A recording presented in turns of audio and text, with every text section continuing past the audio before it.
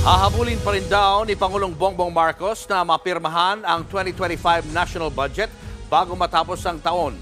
Wala raw mababawasang pondo at sa halip may madadagdagan pa. Nasa frontline ng balitang yan si Maricel Halili.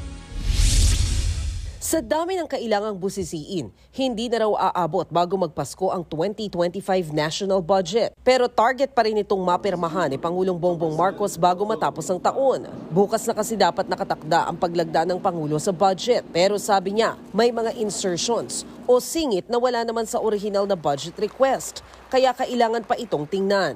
We are starting to see some project proposals that do not have the appropriate, walang program of work, walang appropriate na documentation, hindi maliwanag kung ano, saan pupunta ang pera.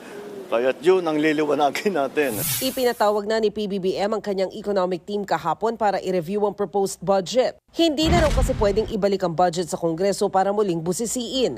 Ang tanging magagawa na lang ng Pangulo ay gamitin ang kanyang veto power o ang kapangyarihan niyang mag-reject sa ilang items sa budget o i-reject ang kabuuan nito. Nauna nang nanawagan ng ilang kongresista na i-reconvene ang BICAM para sa budget. Wala sa procedure yan. There is no procedure to return it to the BICAM. It's finished already in the House. It's finished already it's finished in Congress. Tapos na. So it's up to us now to look at the items and to see what are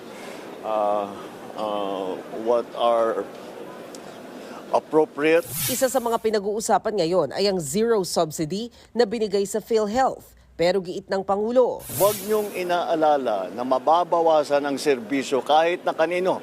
Para sa senior, para sa mga hirap, para sa middle class. Walang mababawasan kahit isang kusing. Quite the opposite.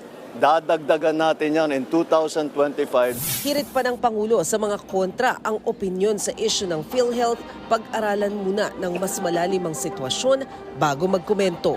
Nagbabalita mula sa Frontline, Maricel Halili, News 5. Mga kapatid, Julius Babaw po. Iba na ang may alam at may pakialam sa panahon ngayon. Para sa frontline ng mga balita, mag-follow at mag-subscribe sa social media pages ng News 5.